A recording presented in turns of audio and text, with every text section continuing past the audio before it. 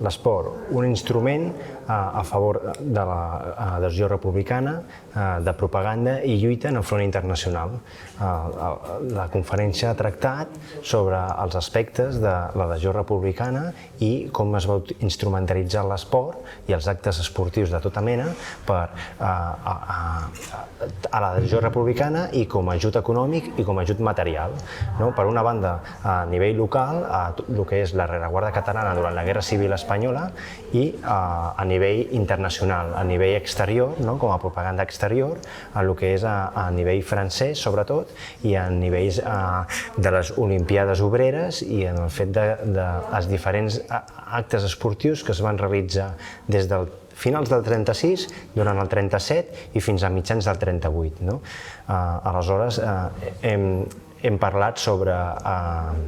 el Tour de França de 1937, el Cross de l'Humanité, els Jocs Obrers d'Anvers de 1937, les diferents exposicions internacionals que va participar la delegació espanyola organitzades per la Federació Esportiva Etgènic du Treball i després la tournée que va fer per un costat el Futbol Club Barcelona per terres americanes i per un altre costat la delegació espanyola per terres franceses. Per últim, he finalitzat amb el fet que els últims ajuts que va donar la Federació Esportiva Etgènic du Treball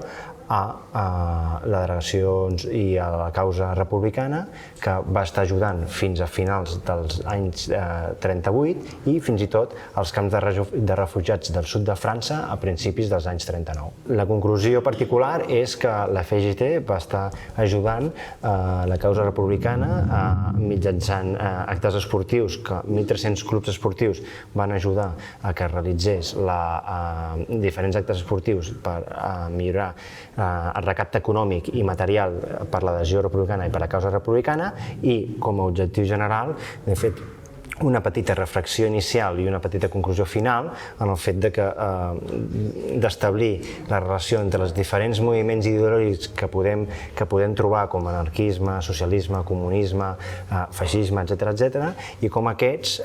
són només moviments, com indica la pròpia paraula, i que darrere i davant d'aquests moviments sempre està la persona i és la persona que defineix en quina direcció i en quin camí s'ha de prendre.